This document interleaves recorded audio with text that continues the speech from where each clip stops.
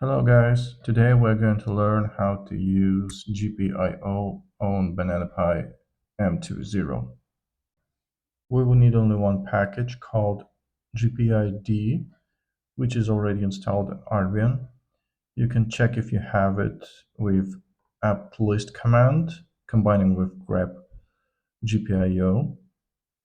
And as you can see, I already have this package and probably you will have it as well. We will use information from this website. I will put the link in the description. As you can see, we can check our GPIO chip version. We can use GPIO get, GPIO set commands, and we actually can check the whole map of our pins.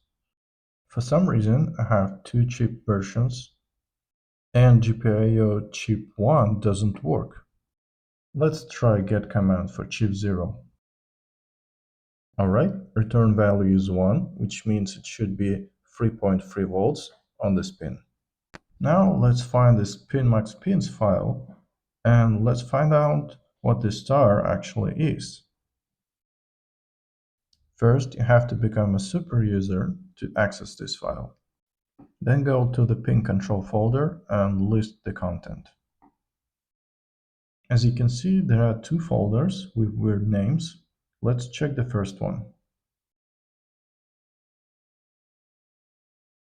And here it is, our pinmax file.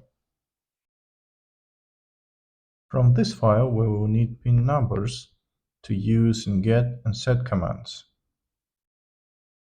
Now let's move to the Banana Pi wiki page to check Banana Pi M20 pinout. The left column in this table corresponds to the connector pinout on your board. The second column lists pin names, which you can find in pinmax file. Let's read the pin we are going to use and then change the value. As you can see, the return value is 0. Let's change it to 1.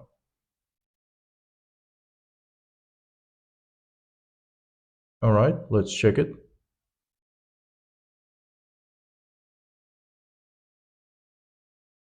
It's 1.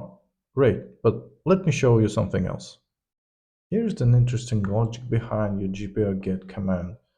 As you can see, after you use it, this command will switch your pin value to the default one, which is 0.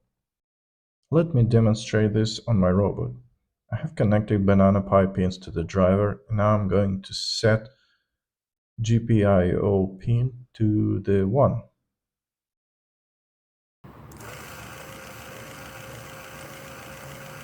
And now I'm going to read this pin. As you can see, the wheel has stopped, which means now it's 0. Now that you know how to use GPIO pins, let's have some fun.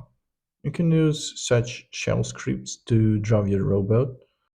This script is basically moves your robot forward for 1 second, then turns left, then moves forward again, then turns left again, and etc.